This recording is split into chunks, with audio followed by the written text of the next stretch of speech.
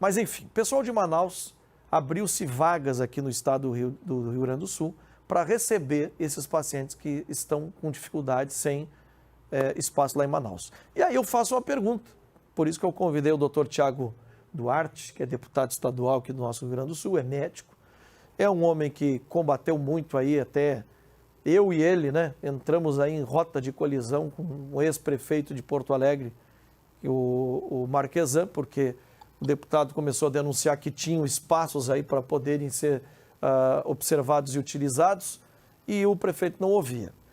Deputado, o que mudou de lá para cá? Como é que o senhor vê essa entrada desse paciente que vem em Manaus? Afinal, nós estamos com vagas assim, quase terminando. Como é que agora surgiram vagas para, inclusive, receber pessoas de outro estado? Boa tarde. Boa tarde, Forcolém. É um prazer estar falando contigo e com todos os teus telespectadores. Eu vejo com muita preocupação essa situação. Principalmente quando a gente entende a ação humanitária, nossos irmãos brasileiros, mas nós temos também que verificar e ter uma vigilância bastante grande, principalmente com relação a outras cepas do coronavírus, né? A gente não pode, mesmo numa ação humanitária, daqui a pouco estar disseminando essa cepa diferente do coronavírus aqui, trazendo para outros estados, que a gente não vai estar ajudando, do ponto de vista de saúde pública, a gente vai estar piorando a situação, né? Então, eu acho que isso tem que ser bem visto, né? Tem que ser visto adequadamente. E vejo com preocupação isso, acho que requer um acompanhamento muito de perto do governo do estado, dos hospitais envolvidos, para que a gente não tenha ampliação de uma infecção que, pelo menos neste momento, ela está, de certa forma, controlada. Ela avança, mas ela está controlada. Quero te dizer que eu estou com coronavírus agora, nesse momento, né? Eu diagnostiquei positivo no dia 20, tive sintomas leves, basicamente dor muscular e calafrios, não tive nenhum sintoma respiratório, e agora, muito pouco sintomático, né? Eu estou aguardando a questão dos anticorpos para poder voltar às minhas atividades. Acho que de lá, desde aquelas nossas críticas até agora, se avançou pouco, né? O governo municipal e o governo estadual avançaram, mas avançaram pouco. Aqueles leitos que nós conversávamos do Hospital Beneficência Portuguesa, aqueles leitos de UTI, foram abertos 19 leitos, mas o hospital acaba tendo alguns leitos de retaguarda, o Hospital Beneficência Portuguesa, mas o Hospital Álvaro Alvim, antigo Hospital da Ubra, que pertence ao Clínicas, que foi reformado para a Copa, usando 10 milhões de reais de recurso público, continua fechado, e é desperdício de dinheiro público.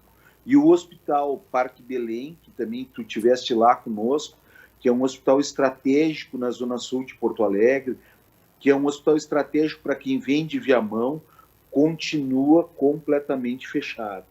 Então, a gente teve uma conversa muito franca, eu tive uma conversa muito franca com o prefeito Sebastião Melo, antes de entrar nessa quarentena que eu estou desde o dia 20, e tive dele, ele me prometeu empenho em abrir essas unidades. Espero que isso realmente ocorra.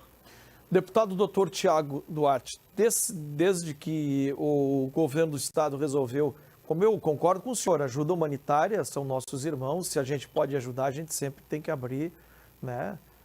Temos que ajudar, mesmo que não fossem brasileiros, mesmo que fossem amigos de outro país, em tudo. Mas como ajudar alguém quando não se tem o dever de casa muito bem feito e as coisas não estão muito bem? Então, o que eu acho estranho, eu queria saber do senhor, se o senhor conseguiu falar com a Secretaria de Saúde do Estado a respeito, o que eles lhe dizem, porque comigo aqui eles correram, eles não quiseram falar. Eu já disse aqui, eu estou há 1 ano no ar com o RS Urgente, o Brasil Urgente, tem autoridade aí que corre para falar. Eu não sou mais do que ninguém, né, cara? Eu tenho aqui um espaço. Eu vou fazer as perguntas pertinentes. Uma vez eu entrevistei o secretário especial do Covid aqui, que era do Marquesão, o cara não sabia nada da pasta. eu sou obrigado a falar para o cara que ele não está sabendo nada. Então a gente quer só as respostas pertinentes, a gente não quer mais do que isso. O senhor chegou a conseguir falar com alguma autoridade do Estado a respeito? Como é que essas vagas foram abertas? Como é que ficou essa distribuição? E se não ia prejudicar ainda mais, não ia tirar vagas de gaúchos aqui? Não consegui falar ainda não obtive respostas a essas perguntas, que também são as minhas, né? Eu acho que o Estado tem trabalhou nas medidas restritivas, mas não trabalhou na ampliação suficiente dos leitos. E como é que agora tem leitos para quem é de fora e não tinha leitos para manter as medidas não tão restritivas antes, né? Então, essas são perguntas que muitas vezes o Estado se esquiva, falando na tal da gestão plena. Existem alguns municípios no estado do Rio Grande do Sul que a alta complexidade, ou seja, os leitos de UTI, eles são competência desses municípios. E o Estado fica numa posição de retaguarda. Não, o Estado tem que assumir o protagonismo, como assumiu do início da campanha de vacinação, que foi correto, está correndo atrás das vacinas, que deve correr, tem que assumir o protagonismo de poder concatenar esses municípios que têm gestão plena, senão fica muito ruim. Então, o esforço e a abertura dos leitos da Beneficência Portuguesa foram do município de Porto Alegre. Então, o Estado não pode se furtar de participar e de, às vezes, até pressionar os municípios que têm gestão plena para abrir os leitos. E depois volto a te dizer, ação humanitária, perfeito, concordo, gol, mas assim, nós temos que cuidar para ver se não vem indivíduos de lá com uma cepa diferente da que a gente tem aqui. Senão a gente vai estar disseminando a doença, a gente vai, em termos de saúde pública, a gente vai estar piorando a infecção no país ao invés de ajudando. Então, é preciso que haja uma pré-seleção. E eu ouvi falar, não, mas os hospitais que vão receber esses pacientes vão examiná-los profundamente para verificar que se não tem essa cepa. Não, não é isso. Isso tem que ser feito previamente lá no Estado. O Estado, o Amazonas e Rondônia, antes de encaminharem pacientes para cá, tem que saber qual é a cepa desses pacientes, né? Então, isso é o mínimo necessário dentro desse processo. Primeiro, eu quero lamentar que o senhor esteja com Covid, espero que se recupere logo, porque, como eu lhe conheço, o senhor já estaria aí buscando nas secretarias, até vendo como é que eles vão ser recebidos aí, porque parece-me que hoje eles já ia vir uma leva aí no aeroporto. Será que vai ter todo aquele cuidado, né, de como é que eles estão sendo transportados? A informação é muito superficial. Será que estão sendo transportados pela FAB? Vão receber aqui um transporte especial?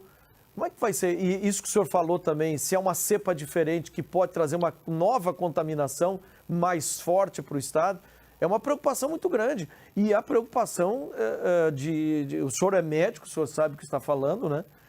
A preocupação de efetivamente, se a gente não tem a estrutura, que já não teve estrutura agora, no meio do ano para cá, que a gente bateu aqui nesse programa, o senhor foi um deputado que cobrou muito isso.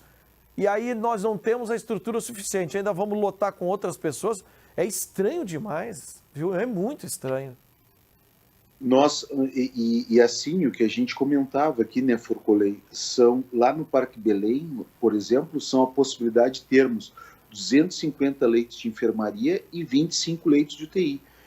No Álvaro Alvim, são a possibilidade de ter 150 leitos de enfermaria e 10 leitos de UTI. E essa questão de dizer que são... E esses dois estão fechados, completamente fechados, né? A Beneficência Portuguesa, como falei agora, abriu os leitos de UTI, por um esforço da Prefeitura de Porto Alegre. Agora, estes leitos todos, né, nos faltaram logo ali atrás. E dizer que vem um paciente de baixa complexidade, que não é um paciente de UTI, e sim paciente de enfermaria, pelo menos é isso que a gente ouve dentro da pouca informação que a gente tem junto à Secretaria Estadual. vem leitos de baixa complexidade, mas não se sabe. O paciente ele pode piorar dentro desse processo de recuperação, ele é um paciente que precisa de leito hospitalar e ele pode piorar nesse período e pode precisar de um leito de UTI.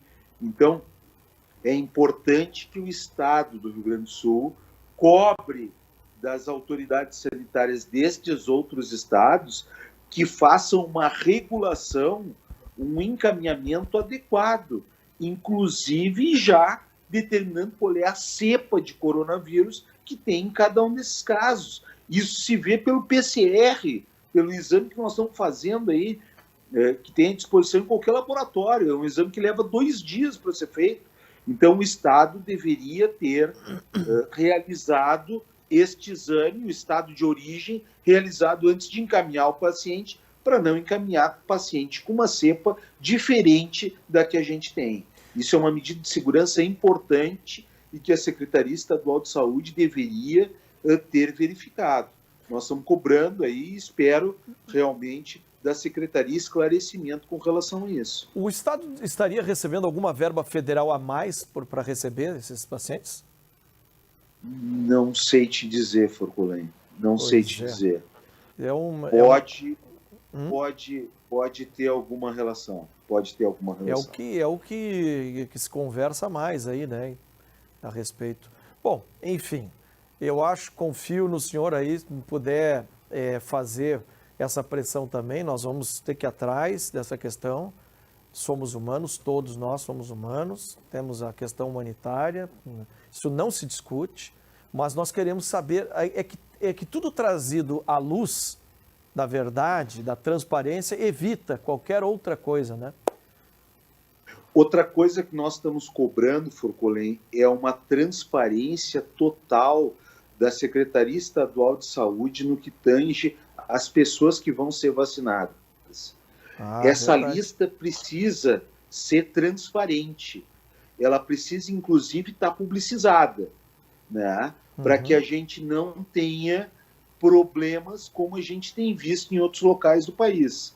Né? É importante a publicização. Um dos princípios da administração pública é a transparência, e a gente está exigindo que isso realmente seja, que conste no site da Secretaria Estadual de Saúde, para que as pessoas possam ter acesso de forma livre e transparente a quem se vacinou neste período. Ok. Para evitar o fura-fila, né? Sim. Para evitar o fura-fila. Com certeza. Fura-fila é um problema.